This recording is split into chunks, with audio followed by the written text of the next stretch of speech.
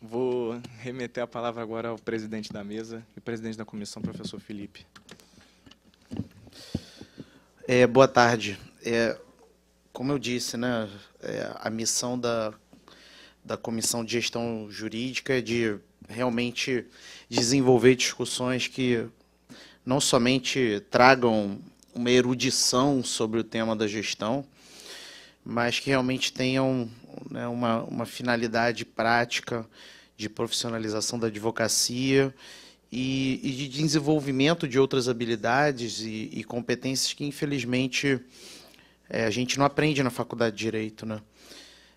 Eu sou um dos grandes críticos disso e dentro da comissão a gente tem esse grande encontro, né, de perspectivas absolutamente diferentes, mas que convergem para uma lógica, né, de produzir coisas positivas para a vida dos advogados aqui do Estado do Rio de Janeiro, né?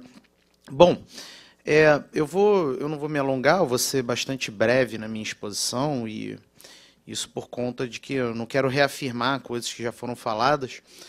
É interessante como que as três falas são absolutamente diferentes e absolutamente convergentes, né?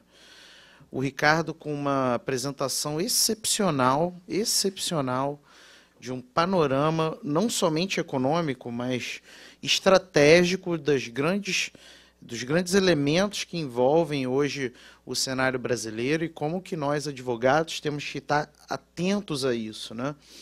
Eu anotei várias dicas que ele deu e é bom que o evento ele é gravado, então não somente eu vou reprisar para mim, mas para as pessoas que trabalham comigo, né?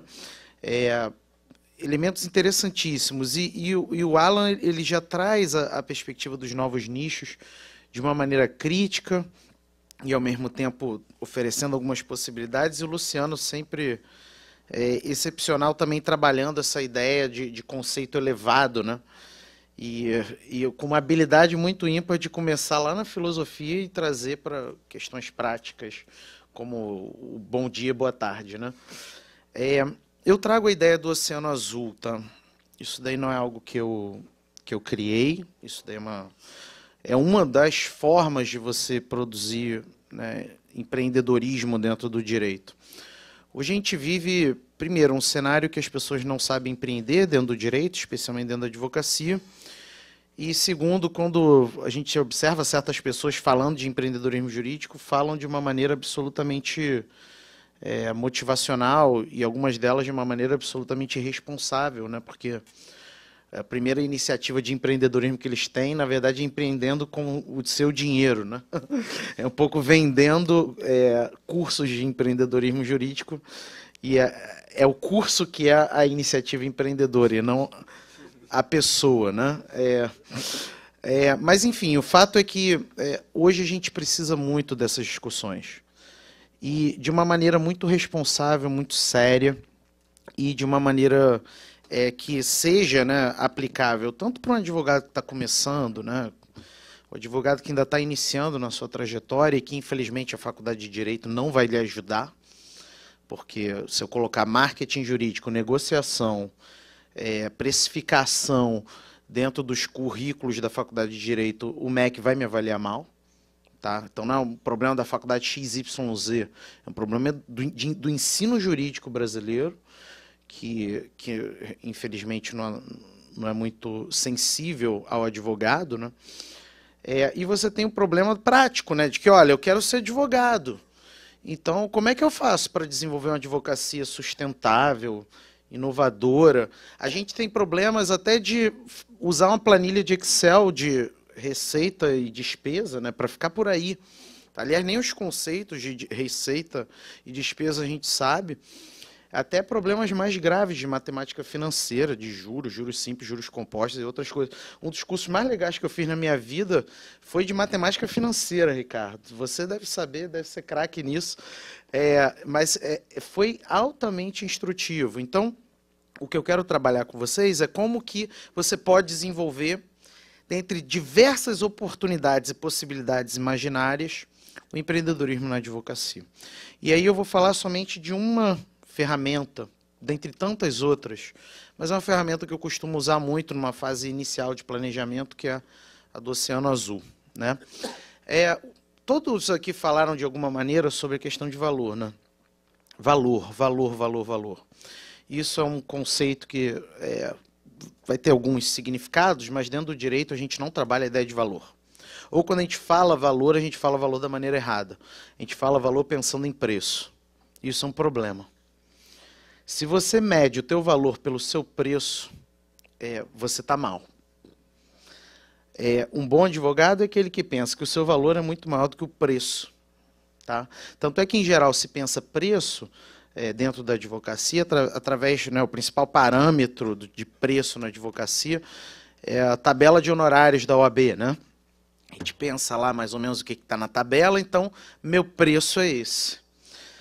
Valor é algo que é muito mais profundo, muito mais intenso, que move inclusive com outros aspectos que vão além do preço.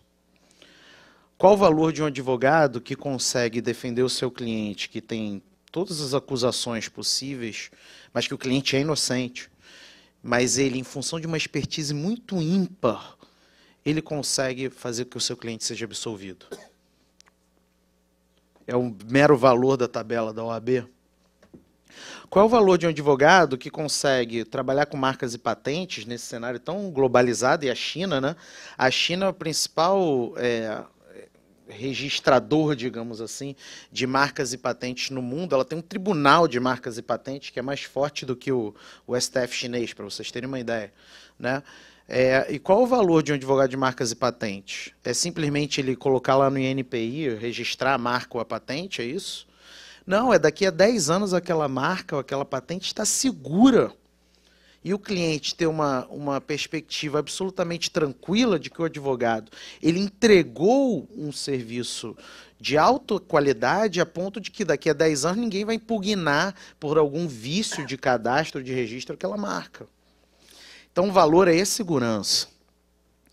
Um advogado de família, né, um dos grandes valores é a confiança do advogado. A confiança que ele desperta não somente numa das partes, mas nas duas.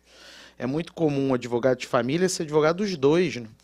Na hora de fazer um acordo extrajudicial, na hora de fazer um acordo de guarda. Observem que em nenhum desses casos eu estou falando de R$1, R$20, R$100, R$1 milhão. Esse é o final da história, né? É o final quando vai entrar na compra do apartamento, né? Em geral começa pela cozinha. Eu não sei, né? Mas sempre me apresentam a cozinha. Mas o fato é que se você não constrói valor, não dá. Você tem que pensar o valor que agrega ao seu cliente. Um advogado de imigração, o valor fundamental é que você consiga finalizar a migração daquela pessoa, né? Vamos tentar. Se você é um advogado que só consegue entregar tentativa, quando você pode entregar resultado, você não tem valor. Tá claro? Um advogado de uma empresa, né, que é muito litigada, né, por exemplo, essas empresas de juizados, né, um dos grandes valores que ele pode apresentar é reduzir percentual de condenação, ou reduzir volume de volumes monetários de condenação. Tá claro? A gente pensa pouco em valor. A gente pensa em preço, né? E isso faz com que não somente a gente não desenvolva valor, mas isso faz com que você não trabalhe com o seu cliente o valor. A gente faz muita consultoria para advogados, escritório de advocacia, e aí era um advogado de imigrações, né? Só para ficar nesse exemplo, para não ser pedante, um advogado de imigrações poliglota. Sabia aí, além do português, né, inglês, francês, espanhol, e tinha alguma noção de alemão, né? Não sabia o fluente, mas entendia alemão. Porque alemão eu acho que ninguém é fluente, né? Porque eu já tentei há algum tempo, mas não dá. E ele não colocava em lugar nenhum que ele era poliglota. Isso é um valor fundamental, poxa. Você consegue atender o seu potencial cliente em 4 idiomas. E é um cliente que, ao ser escutado, né, a empatia, a questão do relacionamento no seu próprio idioma, pode gerar um nível de confiança muito maior. Então, o valor pode ser quantitativo, né? Tem gente que, infelizmente, o valor é preço, né? O consumidor, tem determinado tipo de cliente que o preço é que é o valor, né? Que é o que paga menos. Tá? Vou contratar advogado que paga menos. E esse é um cliente que, por preço bem, por preço vai. Né? Esse é um cliente que você tem uma baixa probabilidade de fidelização, porque ele está baseado em preço. Quem advoga muito para a empresa que tem uma alta litigiosidade sabe muito bem disso, né? Na hora de renovar o contrato, vem sempre assim, vão diminuir R$10, porque aí no R$10 no volume gera uma economia de R$50 mil por mês. É preço, né? Mas, inclusive, é muito curioso como que essas empresas cada vez mais, Ricardo, não sei se você tem reparado isso, o departamento financeiro das empresas está cada vez mais mandando nas empresas, né? Agora não é mais chique você ser CEO, você tem que ser o CFO, né? A pessoa das finanças, cada vez com mais empoderamento. E às vezes isso faz com que o advogado ele vá até no comprador errado, né? Ele cria expectativas de que é o sócio da empresa que vai gerar processos decisórios de contratação, quando na verdade é o diretor financeiro, né? Então, criar valor é importante. Pode ser qualidade também, porque você tem uma novidade, como o Alan colocou, você tem performance, atendimento, a sua marca, seja lá o que for, né? E o que está por trás disso é que esse valor traga muito custo, um alto custo-benefício para o seu cliente, né? Que gere o encorajamento de contratação, mas ao mesmo tempo que não seja um valor que seja destoante do que o seu público-alvo pode suportar, né? Tem advogados que são especialíssimos, né? Tem pessoas assim excepcionais, mas o público-alvo para os quais eles dirigem seus serviços não é um público-alvo que tem a possibilidade de corresponder ao valor que ele possui. Então, você tem uma escolha errada do público-alvo para o tipo de valor que você está entregando. Isso acontece com alguma frequência, principalmente em novos nichos. Tá? E aí, para isso, né, eu vou discutir com vocês uma das possibilidades de você pensar no seu valor. E aí, não de uma maneira motivacional, tá? É de uma maneira estratégica, né? Não tem aqui foco, força e fé, mentaliza que vai dar certo. Vai dar errado. Empreendedorismo jurídico, é óbvio que tem uma parte de intuição, uma parte de visão, mas se você não planeja, planejando já pode dar errado, não planejando, não planilhando, não pensando, não matutando, vai dar possivelmente mais errado, né? E uma das estratégias é do Oceano Azul. Alguém já ouviu falar nessa estratégia aqui? Não? Não? É um livro que o Brasil, né, e vem a coisa da apropriação capitalista, né? Vocês acham esse livro em prateleira de autoajuda, mas ele não é um livro de autoajuda. Tá? Aliás, no outro dia estava Nietzsche na prateleira de autoajuda, né? O Et Homo. Então, praticamente tudo virou autoajuda, né? Mas é um livro de administração, um livro muito importante e que eu recomendo que todos comprem, né? Eu vou usar um exemplo do livro só. Basicamente, a ideia do livro é de que existem oceanos vermelhos e oceanos azuis, né? Oceanos vermelhos são oceanos que, em geral, a gente aprende na faculdade e que, em geral, a gente advoga, tá? Com exceções, é óbvio, mas, em geral, a gente está em oceanos vermelhos. Mercados existentes, em geral, são os nichos que a gente aprende até na faculdade, né? Você vai ser civilista, você vai ser criminalista, você vai ser familista, você vai ser esses nichos, né, existentes, administrativista. O Oceano Vermelho é cheio de tubarão, né? Qual é o próximo escritório de advocacia com bambambam do Rio de Janeiro? Ninguém sabe, né? Porque é um Oceano Vermelho, altamente concorrido. A fala do Ricardo é muito importante porque ele dá indícios de que o serviço de advocacia voltado ali para aquelas empresas e para os nichos que aquelas empresas atuam hoje e que podem atuar, dá um bom indício do que pode ser o próximo escritório de advocacia de sucesso, né? Mas quando a gente atua em oceanos vermelhos, a gente está tentando vencer concorrência, né? Isso é muito comum, não sei se vocês pegam trens, né? No trem do Rio de Janeiro, uma experiência antropológica curiosíssima, né? É uma alta concorrência de venda de tudo. É um oceano vermelho absurdo. O cara levar um Kit Kat a 2,50, ele não vende. Não vende. Altamente concorrido. Um oceano vermelho, ele é um oceano com alta pressão por preços. Se você é um advogado que está no oceano vermelho, provavelmente você vai ter dificuldade de aumentar preço.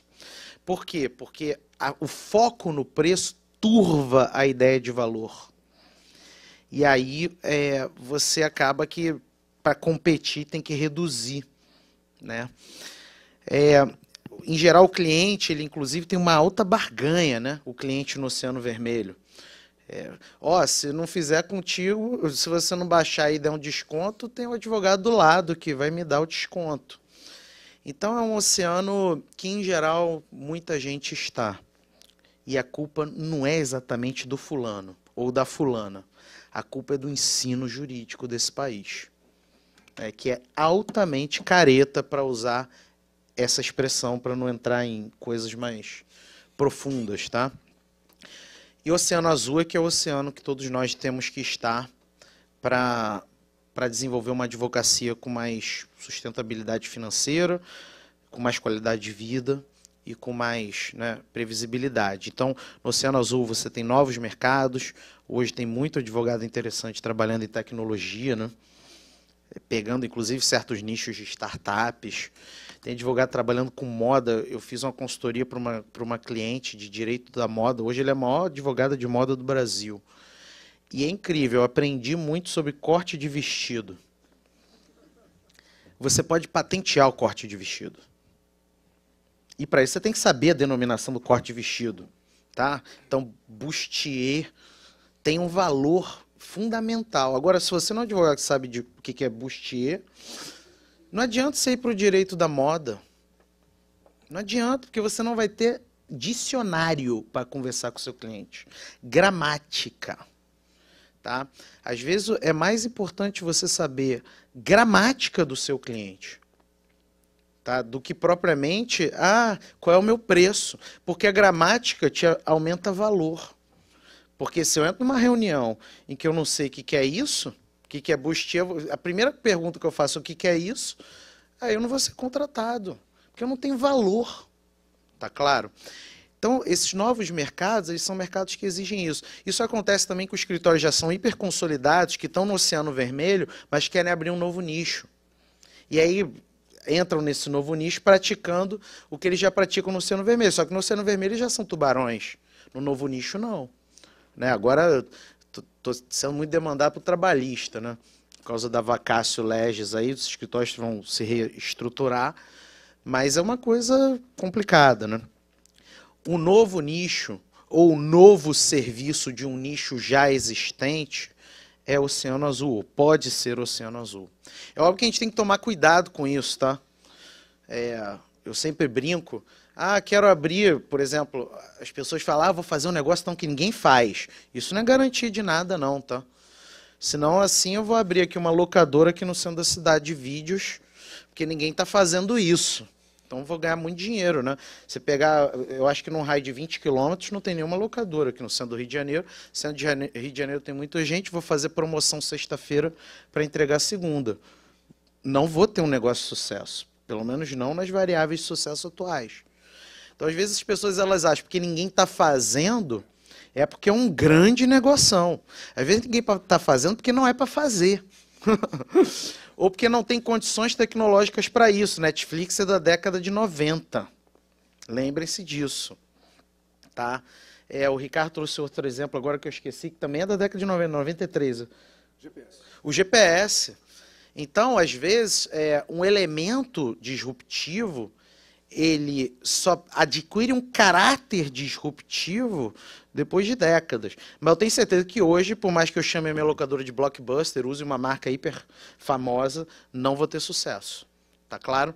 Então vejam que o Oceano Azul ele não é uma coisa matemática ou automática, que você simplesmente tem uma ideia e vai lá e explora. Eu vou usar o exemplo aqui trabalhado no livro, né, de uma metodologia que é como é que você operacionaliza isso na prática, né? E aí o livro trabalha o Cirque du Soleil, que todo mundo conhece, que usa um exemplo famoso. O livro tem um monte de exemplo, mas o Cirque du Soleil todo mundo sabe, né? É um circo famosíssimo, em geral muito mais luxuoso, e todo mundo sabe mais ou menos quanto que se cobra para assistir, né? É barato ou é caro? Em geral é caro, né? É assim que se usa a metodologia do Oceano Azul, tá? Você estabelece os fatores praticados, os fatores de sucesso praticados hoje no mercado, que incluem o Oceano Vermelho, principalmente, e você estabelece novos fatores de sucesso que ainda não são praticados no mercado. Então, se vocês observarem aqui no meu gráfico, né, até o item picadeiro único são fatores praticados no mercado, daquele nicho chamado circos. Fora daquilo são inovações. Uma estratégia de Oceano Azul está baseada num quádruplo movimento que eu vou falar para vocês. Mas o primeiro passo é você definir quais são os fatores de sucesso e quais são os elementos que são praticados no mercado em relação àquele nicho. Então, juizados são fatores diferentes de família, são diferentes de consumidor. Então, como é que funciona? Aqui eu estou comparando o Cirque du Soleil, que é minha linha azul, com outros circos, né? O vermelho é o Ringling Brothers, que era o hegemônico no Canadá. O Cirque du Soleil é canadense, né? Mas ele usa o francês, porque é o Canadá francês, e é mais chique do que Sun Circle, né? E os outros são os circos menores, né? Em geral, eles têm uma média de desempenho nessas faixas. Então, se vocês observarem preço, né? Cirque du Soleil, preço é muito mais alto do que os outros. Tá? Agora você pega astros circenses. Né? O Cirque du Soleil, ele não tem astros circenses. Você não sabe o nome da atração. A pessoa se joga lá de cima, mas qual é o nome dela para você aplaudir? Você não sabe. Os circos tradicionais, em geral, trabalham na ideia do astro. Tá? E qual é o grande problema de você trabalhar com a ideia do astro? Primeiro, se o astro for embora, já era. Segundo, o astro vai ficando mais caro? Vai ficando mais caro. Terceiro, o astro chega um momento que ele fala, pô, não quero mais isso, quero me aposentar. Quarto, o astro não tem direito de ter piriri, né? Porque o dia que ele ter piriri, não tem. Como é que você vai ter que devolver o dinheiro da bilheteria? Porque, obviamente, muita gente vai falar que foi lá por causa do astro. Não ter astro significa que você não somente elimina todos esses riscos, mas você permite expansão do negócio. Tá? Você permite expansão do negócio. Hoje tem escritórios de advocacia que não são baseados no nome do fulaninho. São escritórios baseados numa marca. Mas não é a marca... Porque a gente tem vedações do Código de Ética da OAB. Não é uma marca Coca-Cola Advocacia.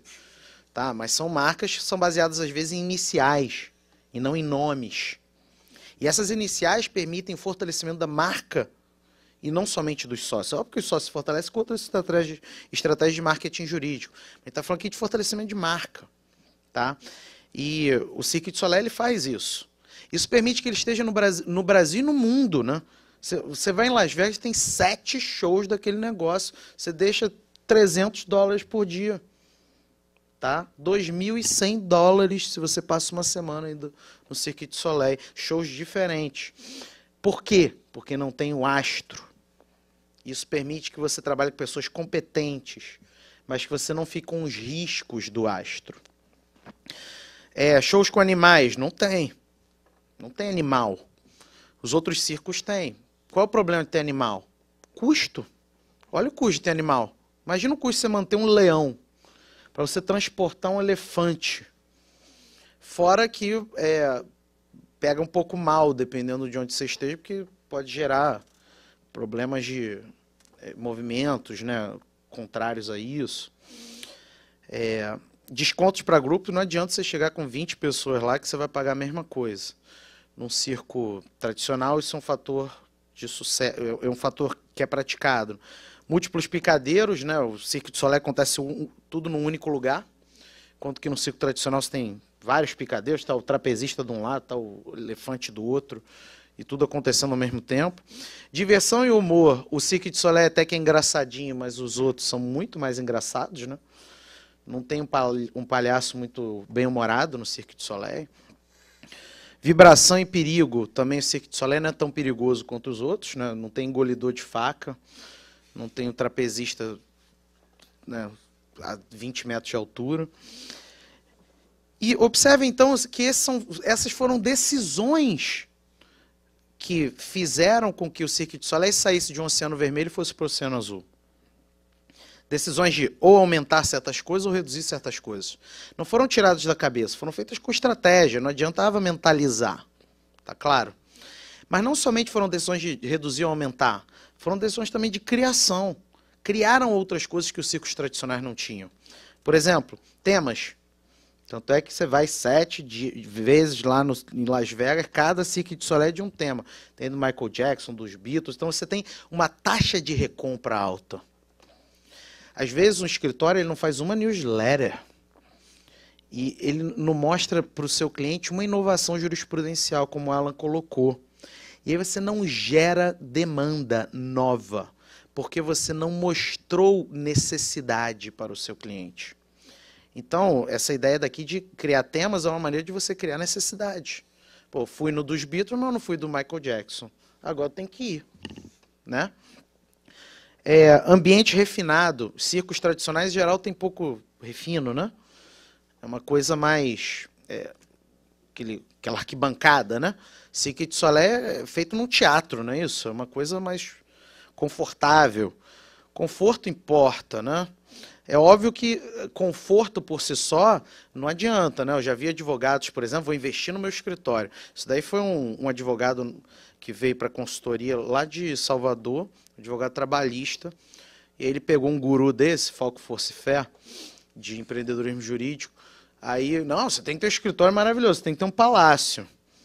Gastou 100 mil no escritório, o escritório do cara é maravilhoso, realmente.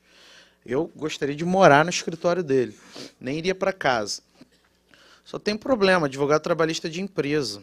E o comportamento da empresa em Salvador é de que o sócio não vai no escritório, ele é o advogado que vai na empresa. Então ele tem um palácio maravilhoso que ninguém vai. A Nespresso do cara faz cappuccino, faz um monte de coisa. Não faz só café, entendeu? O que adianta você ter um ambiente refinado se o teu público-alvo não se comporta desta maneira? Então, essas estratégias de criação são estratégias que têm que estar coerentes com o teu marketing, com o comportamento do seu público-alvo, com todas essas coisas, né? Várias produções e músicas e danças artísticas. Não sei se vocês repararam, mas Cirque du Soleil é mais parecido com uma peça teatral do que propriamente com um circo, né? Então, toda estratégia empreendedora baseada em Oceano Azul, ela tem que ser baseada no seguinte: o que você quer reduzir dentro do que é praticado, o que você quer aumentar dentro do que é praticado, o que você quer eliminar dentro do que é praticado e o que você quer criar dentro do que é praticado. São essas as grandes perguntas. E são perguntas que não têm gabarito, são difíceis pra caramba de serem respondidas, né? Se vocês pensarem aqui, o Cirque du Soleil foi mais ou menos assim, né? Eliminou artistas, astros circenses, descontos, animais, múltiplos picadeiros, aumentou preço, mas também aumentou a questão de um único picadeiro, um picadeiro luxuoso, né? E criou coisas novas que não existiam. Esse é um elemento importante. Você pode ser, a rigor, um advogado de Oceano Azul, mesmo trabalhando num juizado especial. Mas às vezes é mudando a tua relação com o teu cliente que você faz isso. Às vezes é mudando a tua abordagem durante todo o processo de contratação que você faz isso. Os advogados, eles acham que os clientes não são a melhor forma de marketing. E são. É o que se chama de snowball marketing, marketing bola de neve. E assim, não é nada diferente do que a gente faz na vida, tá? Eu, quando vou num restaurante aí qualquer, eu pergunto para alguém: você já foi lá? Para fazer uma graça, aí tu pergunta, né? E aí, já foi, não foi? E quando a pessoa fala, mais ou menos, eu não vou. Eu não vou. Hoje, qualquer resenha aí que vocês vão comprar alguma coisa, vocês veem uma resenhazinha na internet. Tá, eu estou comprando aí uma geladeira, eu estou vendo lá, aliás, decidi postergar a decisão, né? Porque só falam mal das geladeiras hoje. Mas isso é um elemento de formador de opinião importante. Em geral, os advogados negligenciam isso. Às vezes, o teu oceano azul ele se constrói na alta satisfação com o seu cliente. Né? É uma outra discussão que a gente poderia ter, que é uma palestra que eu tenho que eu adoro, que é aplicando a metodologia Disney de encantamento de cliente. Tá? Que é uma empresa que tem um alto índice de satisfação. É uma empresa que tem uma taxa de recompra altíssima. É uma empresa que tudo que você sabe está no Facebook, você vê até vídeo no YouTube e tal, e você chega num parque Disney, você ainda assim é surpreendido.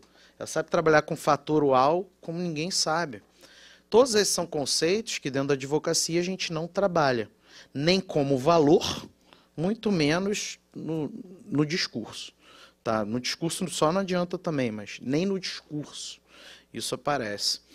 Só para vocês terem uma ideia aqui de curva de valor de supermercado, né?